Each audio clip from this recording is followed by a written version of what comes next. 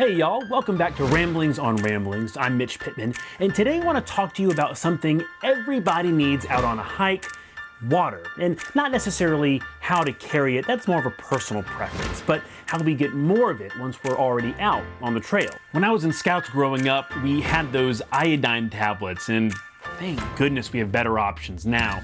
Next I had a pump, then I had a SteriPen.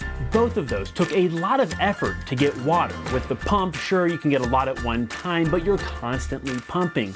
With the SteriPen, while I'm sure there are some good uses for it, it doesn't filter much water. It's kind of tricky to use, it doesn't get out the sediment, and you're still swirling it the whole time. Then, thankfully, a few years ago, I discovered the Sawyer Squeeze, and these days I use a Sawyer Squeeze Mini, even tinier, lighter, and only 25 bucks. A brief moment of disclosure, I have done a little work for Sawyer in the past, but I'd already been in love with the Squeeze for years, and they are not paying me to say this now.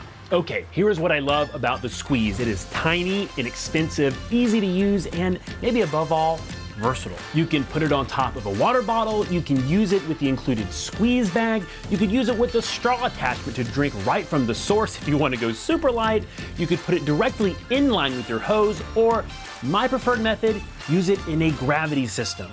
It kind of does the work for you. Sometimes I'll squeeze it a little bit to get it going, but really if you put the bag up high enough, from a tree, on a rock, gravity will do all the work. And then if I'm in a really big hurry, I'll just sit on the entire bladder and make it a big squeeze. This way, when you're on a break, you can actually be taking a break and not pumping the whole time. You can rest or eat a snack. Now, delving a little bit deeper, they do sell gravity kits, but I built out my own custom one out of separate pieces. That way, it's a little cheaper and way more customizable. Many of us already have bladders, and there's no reason to buy another one, but if you are starting from scratch, I really like using 3-liter bladders in my system. Even if you don't carry 3 liters of water, the bags themselves are only about a half an ounce heavier, and at least you have the option, maybe for cooking at camp, or during one rest break, you could fill up the dirty bag once and change the filter from your bag to your friends and each get 1.5 liters. A lot of folks use CamelBaks, and while they are great quality, I prefer the design and strength of the Platypus. You see, CamelBaks have this big thing around the opening, and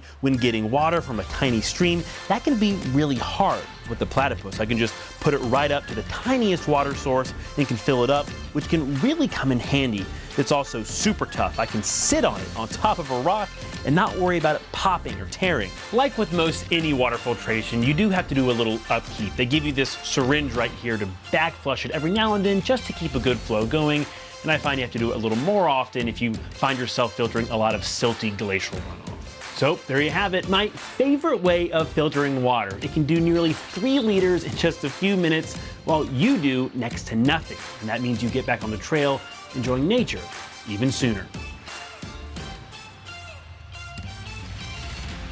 One more quick note, Two Beers also does not sponsor this. However, they make some damn good beer, and even better, they do a lot of work to support Washington's National Park Fund. I'm a board member there, so I think they're pretty rad.